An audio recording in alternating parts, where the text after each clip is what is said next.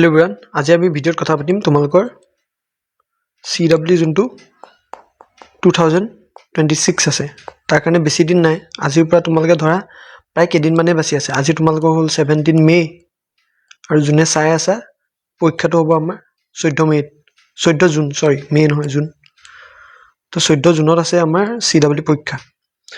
যোনে এতিয়ালৈকে পঢ়া নাই, একো পঢ়া নাই, মানে তোমালোকৰ একদম প্ৰায় ধৰা তুমি 0% প্ৰিপেৰেশ্যনত আছা বা তোমালোকে 25% মান প্ৰিপেৰেশ্যনত আছা। তো এইখিনি ষ্টুডেণ্টে এতিয়া কি কৰিবা? এতিয়াতো তোমালোকে গম পাইছা যে CWটো আমাৰ যোনটো কম্পিটিশ্যন আছে এইটো লাহে লাহে বাঢ়ি গৈ আছে। কাৰণ তোমালোকৰ এইবাৰ নীট এক্সামটো মানে আকৌ হ'ব। তো বহুতখিনি ষ্টুডেণ্ট নীটৰ কাৰণে আকৌ বিজি হৈ যাব, কিন্তু তেওঁলোকে এইটোত ভয় খাব নালাগে যে তোমালোকৰ নীট আছে কাৰণে তোমালোকে মানে CWটো ভালকৈ দিব নোৱাৰিবা। তো নীটৰ কাৰণে মেইনলি তোমালোকে বায়'টোতো পঢ়িবই লাগিব আৰু ফিজিক্স মেথছ এইটোতো এক্সট্ৰাকৈ আছেই। তো এতিয়া তোমালোকে কামটো কি কৰিবা যে যিসকলে নীট আকৌ দিবা তেওঁলোকে মেথছৰ এতিয়া মানে নাচালেও হ'ব। তোমালোকে যদি ফিজিক্স কেমেষ্ট্ৰি চাই যোৱা তথাপিতো তোমালোকে CWটো ধুনীয়াকৈ আণ্ডাৰ 200 ৰেংক মানত ক্ৰেক কৰি দিব পাৰিবা যদি তোমালোকৰ এইটা ছাবজেক্ট ষ্ট্ৰং হয়। তো নীটৰ যোনসকলে দিবা আকৌ তেওঁলোকে ইমান মানে ভাবিব নালাগে। এতিয়া মেইন কথাটো হ'ল যিসকলে পঢ়া নাই তো তেওঁলোকে কৰিবা কি? এতিয়া চোৱা, মই আগৰবাৰ যিহেতু কৈ আছিলোঁ যে তোমালোকে PYQs কৰিবলৈ বা অলপ চলপ তোমালোকৰ যোনখিনি মক্স আছে যদি পোৱা আৰু তেতিয়া সেইটো দিবলৈ, আৰু সেইকেইটাও নোৱাৰিলে তোমালোকে JEE যোনখিনি পেপাৰ আছে সেইখিনি কৰিবলৈ। চ' যদি এইকেইটা অলৰেডি কৰি আছা তেতিয়াহ'লে এইটো ফাইনেই। আৰু যদি নাই কৰা এতিয়া কি কৰিব পাৰা তোমালোকে, মানে যোনে একেবাৰে জাষ্ট পাছ কৰিব বিচাৰিছা আৰু এতিয়ালৈকে নপঢ়ি মেলি, তো তোমালোকে কিছুমান বস্তুত গেছ ৱৰ্কিং কৰিব লাগিব, ঠিক আছে? তো গেছ ৱৰ্কিং কৰিব লাগিব, তাৰ কাৰণে কিছুমান ট্ৰিক্স থাকে। মই আগতেও ভিডিঅ' দিছোঁ, মই আজি আকৌ নতুনকৈ সেইটো আকৌ তোমালোকক কৈ দিম বাৰু লাষ্টৰ ফালে। কিন্তু তোমালোকে গেছ ৱৰ্কিঙৰ লগতে যোনখন তোমালোকৰ NCERT আছে ন, NCERT আছে, তাৰ বিশেষকৈ যোনখন আছে আমাৰ কেমেষ্ট্ৰিখন তোমালোকে এতিয়াও সময় আছে যে অকণমান চাই লোৱা।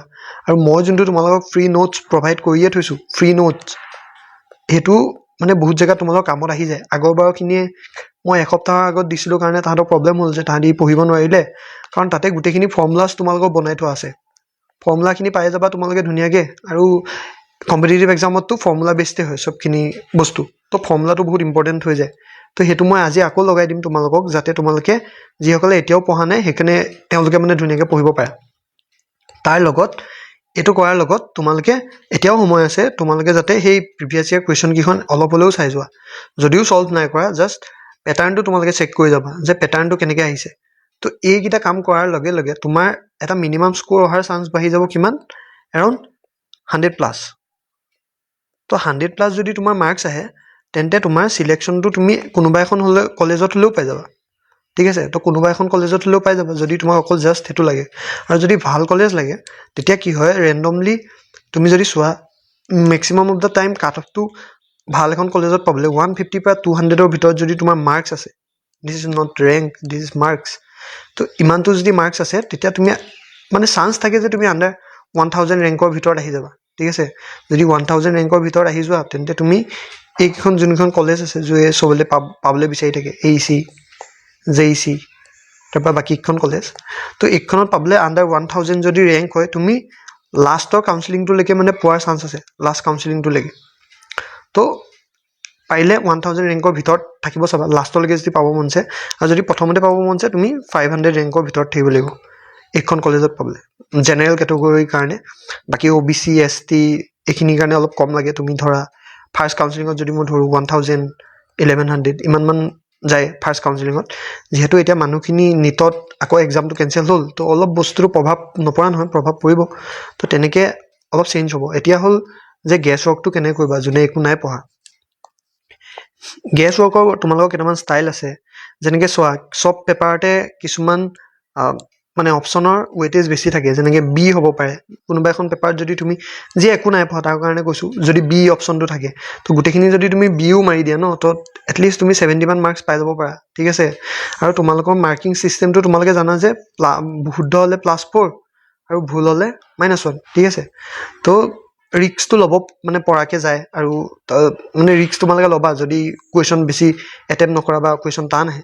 তো মিনিমামটোতো মইতো সদায় কওঁ যে তোমালোকে 250 বা মাৰ্কছৰ ওপৰত টাৰ্গেট কৰি আহিব লাগে, তেতিয়া কাটি কুটি অলপ পাবাগৈ। এটা হ'ল এনেকৈ বি অপশ্যনটো মষ্ট অফ দ্য টাইম বহুতবাৰ অহা দেখা যায়, মানে বি অপশ্যনটোৱে শুদ্ধ থাকে।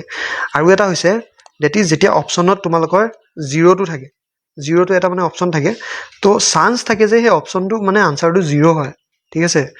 0 হোৱাৰ চান্সটো মানে বহুতবাৰ হৈছে তেনেকুৱা, তুমি গাৰেণ্টি দিব নোৱাৰা, বাট এটা ট্ৰেণ্ড দেখা যায় যে 0টো এটা আনচাৰ হয়।